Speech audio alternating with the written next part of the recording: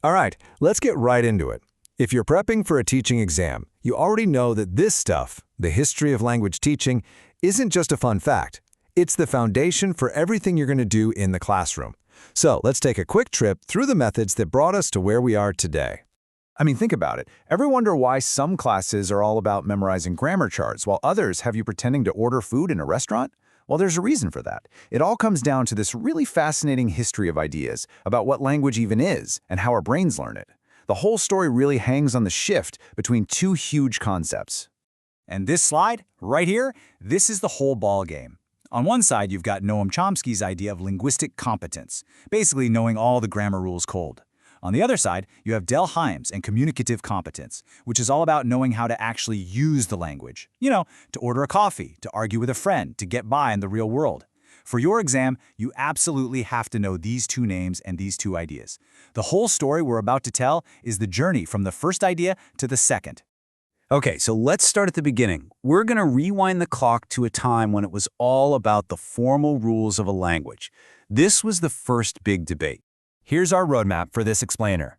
We're kicking things off with the super old-school grammar translation method. Then we'll see the first big pushback with the direct method. After that, the scientific-sounding audiolingual method. And finally, we land on the big one, the communicative approach. So for centuries, the grammar translation method was king. And you've got to understand the goal here. It wasn't to chat with locals on vacation. Nope. It was about training your brain and being able to read dusty old books in Latin and Greek. The classroom was all about deductive learning. First, here's the rule, now translate these 50 sentences. It hung around for a long, long time. And here is the giant but. This was its biggest problem. You could become an absolute genius at grammar. You could translate Cicero in your sleep, but you couldn't ask where the bathroom is. This huge gap between knowing about the language and actually using it, well, that's what caused the first big reaction. And that reaction was the direct method. Now pay attention here, because comparing these two is a classic exam question. The direct method flipped everything completely upside down. The goal was now speaking. Your native language, banned from the classroom. And grammar wasn't taught with rules anymore, it was inductive. The teacher would just give you a ton of examples and you had to figure out the pattern yourself, kind of like how a baby learns to talk. So the direct method sounds pretty great, right? Well, there was a catch, a big one. It just wasn't practical. You needed teachers who were incredibly fluent, and you needed really small classes. For a big public school system, that was pretty much impossible. So that created a demand for something that felt a bit more scientific and structured. And that brings us to the middle of the 20th century, and an approach that was super influenced by the big scientific ideas of the time, structural linguistics and behaviorist psychology.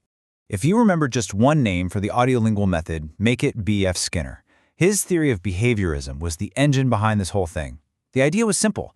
Learning is just forming habits. You get a stimulus, you give a response, and if you get it right, you get a reward. They thought, hey, we can apply this to language. The goal became drilling correct sentences into students' heads until it was second nature. So what did this actually look like in a classroom? Well, it was a lot of listening and memorizing short conversations. And then came the drills, endless pattern drills. The teacher would say a sentence and the whole class would repeat it. Then you'd swap out one word and repeat again and again. The whole point was to be perfect, to make zero mistakes. But here's the fatal flaw. Being a perfect parrot isn't the same as being a communicator. Students could recite those drills in their sleep, but the second they were in a real conversation where they had to come up with their own sentence, they just froze. The habit wasn't creative. And this failure, this realization, is what led to the biggest shakeup in language teaching history.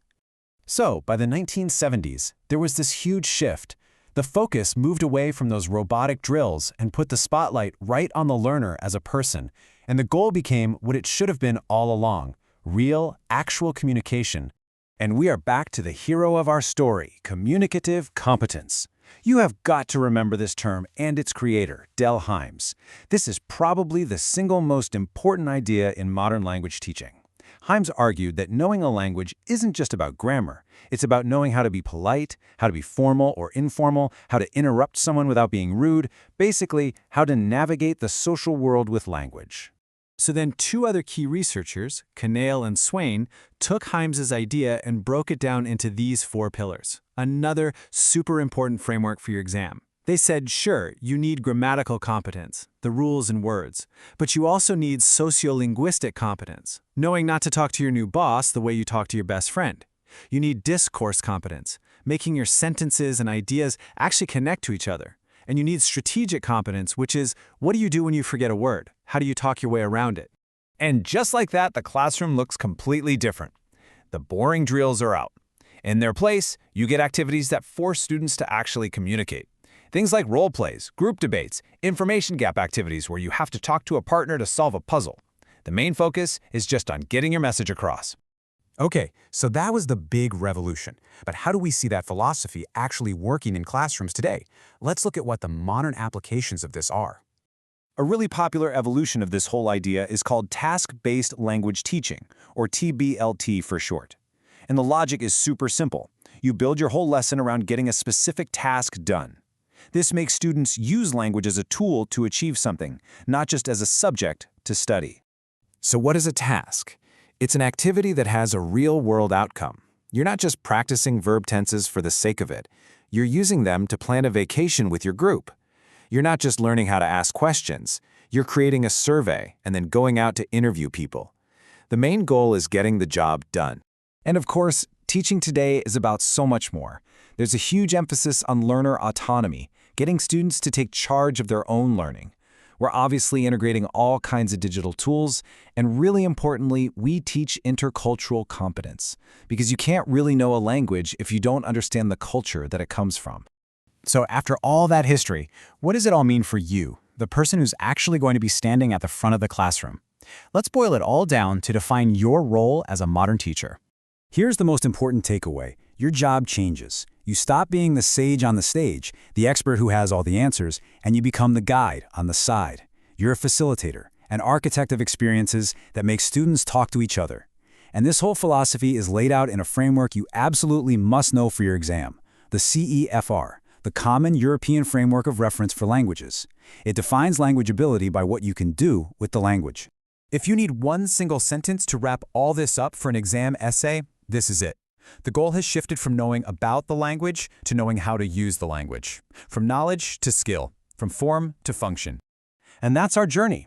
We've seen this incredible evolution, this constant search for a better way, which leaves us with one last question to think about. We've gone from rules to drills to communication. What do you think comes next? What's going to be the next big revolution?